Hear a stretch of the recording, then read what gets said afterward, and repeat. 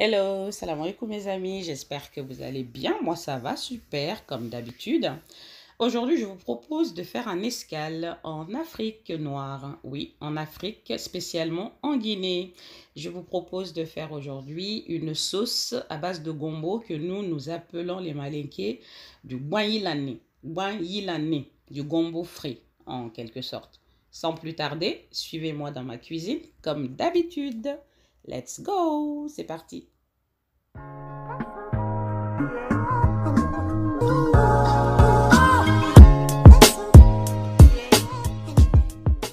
Alors, pour cette délicieuse recette, il va vous falloir du gombo frais, c'est l'ingrédient de base, des oignons,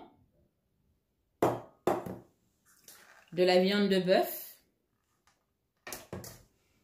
de l'huile rouge, du poivron, qu'importe les couleurs, hein, du rouge, du vert, du jaune, comme vous voulez, 2 poivrons, une aubergine, du poivre, du sel, du ras el hanout, du curcuma, du tandoori, ensuite de la coriandre moulue, du bouillon de bœuf,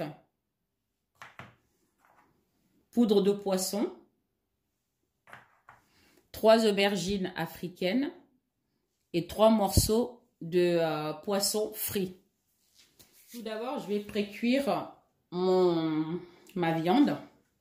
Donc, j'ai découpé et lavé. Hein. J'ai découpé, j'ai lavé en petits morceaux. Voilà. Donc, je le mets dans la casserole. Je vais ajouter de l'eau. Voilà. Je vais le précuire. Voilà.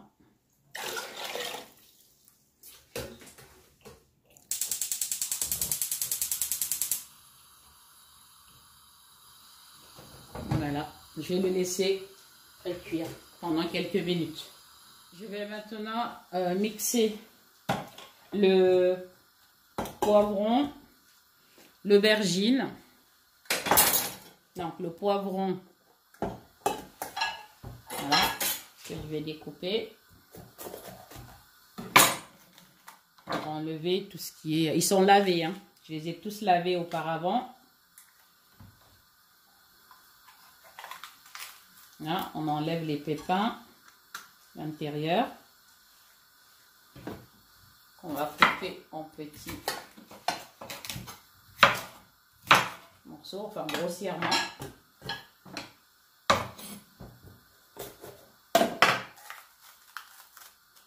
On enlève toujours les pépins.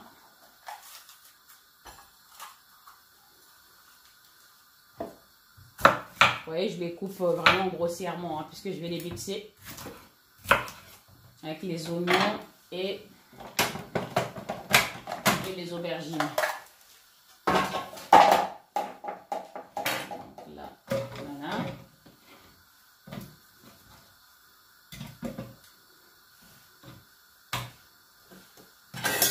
Les aubergines, j'enlève les extrémités. Pareil, je les ai coupées, enfin je les ai lavées.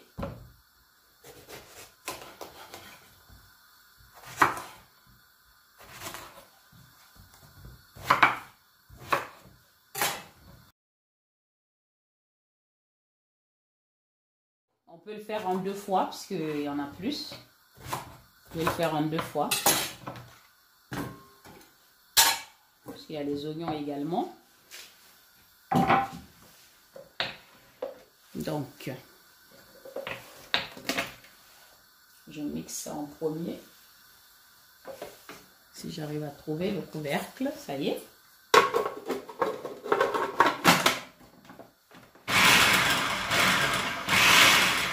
C'est suffisant. C'est vraiment les mixer grossièrement. Hein. On va les vider dans un bol. Donc, là, on vide. Bol. Je mets le reste, ainsi que les oignons et les aubergines africaines.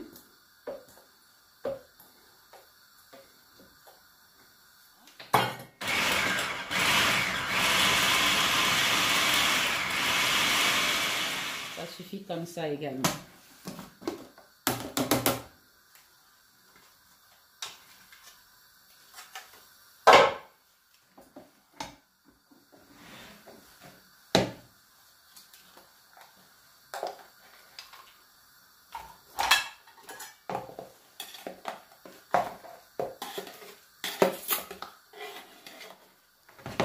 Passer à la suite. Vous voyez, ma viande est en train de bouillir. Ça va remonter un petit peu les l'écume là. Donc on les enlève. Hein. Bien évidemment, ça on les enlève.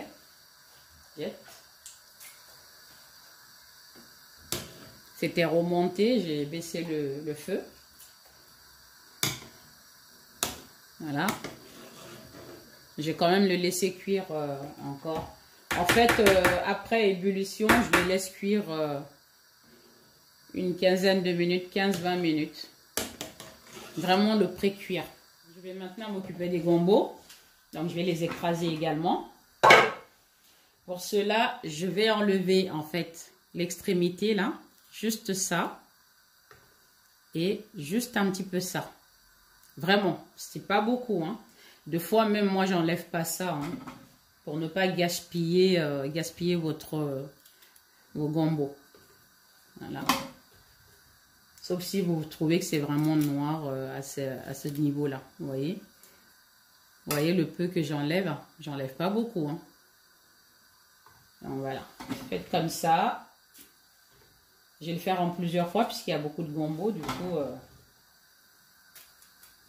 attention à ne pas vous couper. Hein. Si vous estimez que vous ne pouvez pas faire comme ça, prenez une planche à découper et mettez-le dessus. Faites comme vous le souhaitez.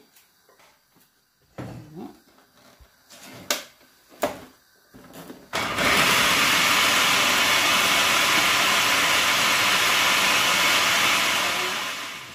J'ai écrasé les gombos. Vous voyez, c'est pas vraiment tout lisse. C'est pas vraiment de la purée. Hein. Donc, il faut vraiment que ça ait cette texture-là. C'est juste histoire de... Normalement, au bled, on les coupe en tout petit. On prend son temps pour bien les découper. Mais là, on n'a pas le temps. Hein. Donc, on prend le... Ça, c'est une astuce, en fait, pour aller plus vite. Et ça donne les mêmes résultats, même mieux. Mieux encore que couper à la main en petit. Bon, comme vous le voyez, là, la viande a cuit quand même. Ça fait au moins 25 minutes que ça cuit. Donc, je vais les enlever.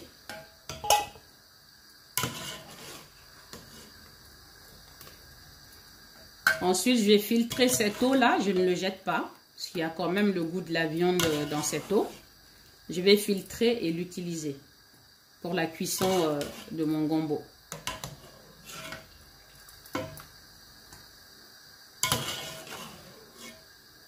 Voilà.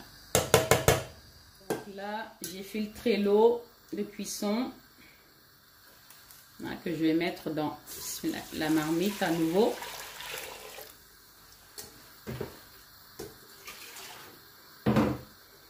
J'ajoute encore un peu d'eau quand même. Environ 1,5 litre d'eau. À voir. À cette eau, je vais ajouter les légumes que j'ai mixés au préalable. Voilà.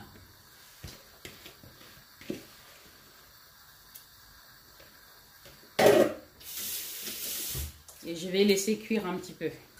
Pendant ce temps, je vais émietter le poisson. Je vais enlever les arêtes. Attention, hein, ne laissez aucune arête parce que sinon ça va être un peu délicat, surtout pour les enfants. Mais ce qui est bien avec ce poisson, c'est que l'arête se trouve au milieu. En général, sur les côtés, il n'y a pas. Il y a un petit peu, mais voilà. C'est facile à enlever les arêtes en fait. Donc c'est vraiment très facile. On les émiette grossièrement. Hein. Voilà. Donc ça, c'est du poisson avec lesquels j'ai fait des boulettes, soupe de boulettes de poisson la dernière fois. Vous verrez ma dernière recette en ligne. Boulettes de poisson, soupe de boulettes de poisson aux cacahuètes. Donc voilà, vraiment émietté, voilà, comme ça. De cette façon. On le mettra à la fin pour vraiment garder des gros morceaux. Pour bien sentir les morceaux de poisson. Donc là, ça fait 20 minutes que ça cuit. Vous voyez, l'eau a réduit considérablement. Je vais maintenant ajouter les épices. Alors, je commence par le tandoori. Donc, voilà. On va dire l'équivalent de 2 cuillères à café. Ensuite, on va utiliser du curcuma. D'accord, voilà. Allez-y, c'est bon pour la santé. Oh, on n'a pas besoin de cuillère. Mettez environ, voilà, une grosse cuillère à soupe. J'aime bien le curcuma. C'est bourré de vitamines. Pareil pour le ras el hanout. Une grosse cuillère ou 2 cuillères.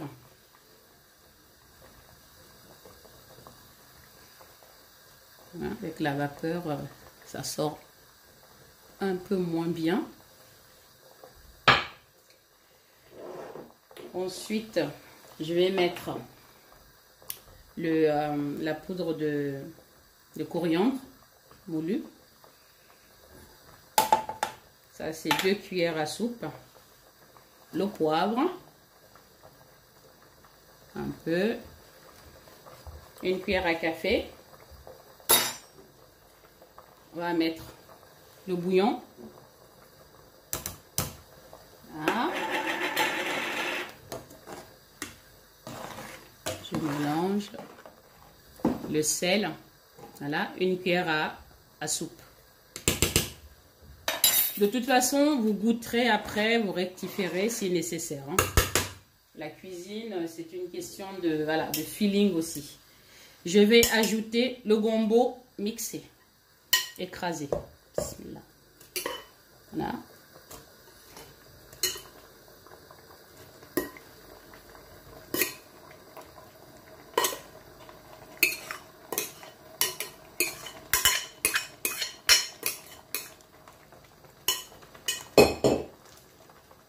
Voilà.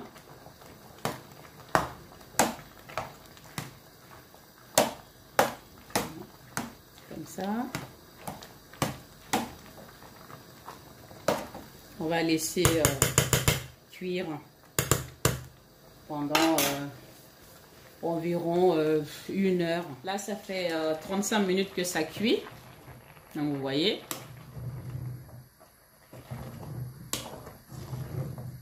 Mettez pas beaucoup d'eau, vraiment.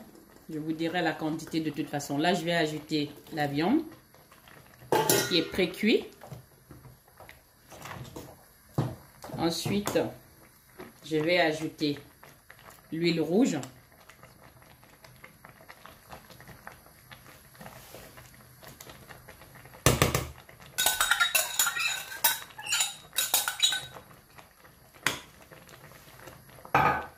Voilà.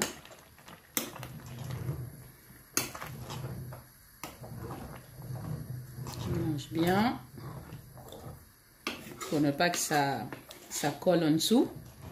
Tout au long de la cuisson, n'hésitez pas à mélanger au fur et à mesure. Voilà, je laisse cuire à feu moyen pendant 1 demi-heure. Voilà, ça fait 30 minutes que ça cuit encore. Vous voyez, c'est vraiment au feu doux. À feu doux, à feu doux.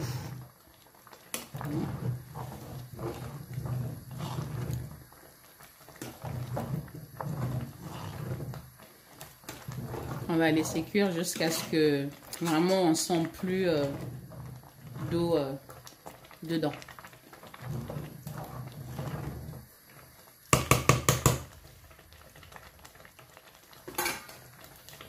Là, je vais mettre la poudre de poisson.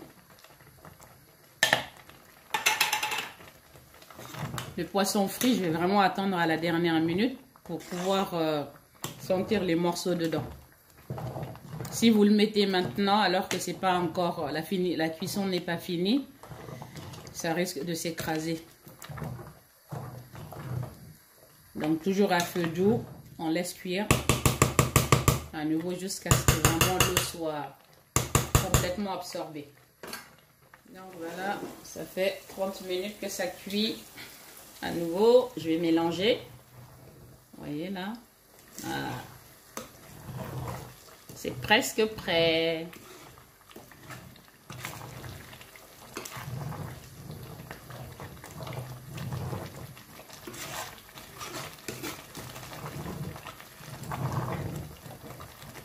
Je vais maintenant ajouter le poisson frit qui est déjà assaisonné et tout. Je mélange délicatement afin de ne pas les écraser. Et je vais laisser cuire une dizaine de minutes. 10-15 minutes encore.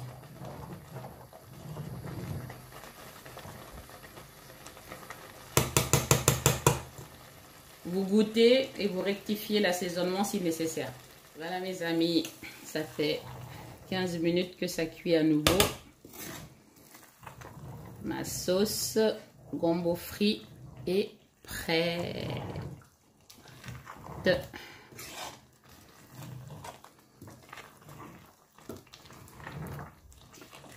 Voilà mes amis. Donc ça fait 15 minutes que ça cuit. Donc ma sauce est prête. Parfaite. Impeccable. Voilà mes amis. Donc là j'ai vidé ma sauce dans 2 bols différents. Donc là je vais bien évidemment en conserver au congélateur et l'autre au réfrigérateur. Donc oui, ça se conserve. Vous le mettez dans des bols bien hermétiques. Vous fermez hermétiquement, vraiment. Et du coup, ça peut se conserver vraiment très longtemps au congélateur. Des mois, voire des mois durant. Donc voilà. Donc, moi, j'ai ça qui se clipse très bien. Donc voilà, comme ça, il n'y a vraiment aucun danger. Vous pouvez les conserver comme ça au réfrigérateur pendant des jours et des jours. Et au congélateur pendant des mois. Donc voilà. Par contre, quand vous le sortirez du congélateur, vous ne le recongélez pas évidemment. Un produit décongelé ne doit pas être recongelé. Ça va de soi. Donc là, nous allons passer à l'étape la plus importante qui est la dégustation. Voilà le moment de la dégustation, comme je vous le disais. Donc là, ma sauce, elle est vraiment bien, comme ça doit l'être. Là, vous voyez, il y a les morceaux de poisson encore. Le fait de les avoir mis à la dernière minute, ça m'a permis de les garder en morceaux, sans que ça soit écrasé. Il y a de la viande également. Voilà, on les sent bien. Parce que si vous ne faites pas précuire votre viande, ce qui va se passer, vu que c'est quand même une sauce qui prend du temps à cuire, environ 2 heures, 2h20 minutes, grosso modo. Si vous mettez la viande avant, avec votre gombo, eh bien, vous n'aurez plus de viande, vous n'aurez plus de morceaux de viande en tout cas dedans, à l'intérieur. Et moi, j'aime bien mâcher, j'aime bien sentir la matière. Donc voilà, allons-y, pas trop de kuma, hein. Goûtons, bismillah. Ceux et celles qui connaissent cette sauce, bah, j'ai pas de commentaires à faire. J'ai pas de commentaires particuliers à faire. Hein. Ils savent que, voilà, c'est une tuerie, une dinguerie, quoi. Et ben, ceux et celles qui ne la connaissent pas, testez, faites la recette et vous m'en direz des nouvelles. J'attends vos commentaires. Hein. Alors, là, j'ai un gros morceau de poisson, là. Goûtons sans plus tarder. Franchement, ça se passe de commentaires. J'ai pas envie de trop commenter. Parce que je connais la sauce. Je la fais pas souvent. Parce que quand je la fais, je peux pas m'empêcher d'en manger tous les jours. Hein. Oh my god. C'est une tuerie. une dinguerie, comme on dit. C'est vrai. Eh bien, nous arrivons à la fin de cette recette. Je vous remercie de m'avoir accompagné une fois de plus tout au long de cette recette. Hein. Vous êtes de plus en plus nombreux à vous abonner à ma chaîne. Je vous en remercie, vraiment, car sans vous, la douce cuisine n'existerait pas. Hein. C'est vous qui me donnez le courage et la motivation de me lever et de faire des recettes et de vous en faire bénéficier, de vous en faire profiter en gros. Donc, c'est un réel plaisir pour moi de cuisiner et de pouvoir le mettre en ligne pour votre plus grand bonheur, on va dire. Et le mien aussi. Hein. Donc, merci encore. Likez, abonnez-vous si ce n'est pas encore fait, partagez le lien et surtout, n'oubliez pas quand vous vous abonnez d'activer la cloche de notification afin de ne manquer aucune de mes recettes.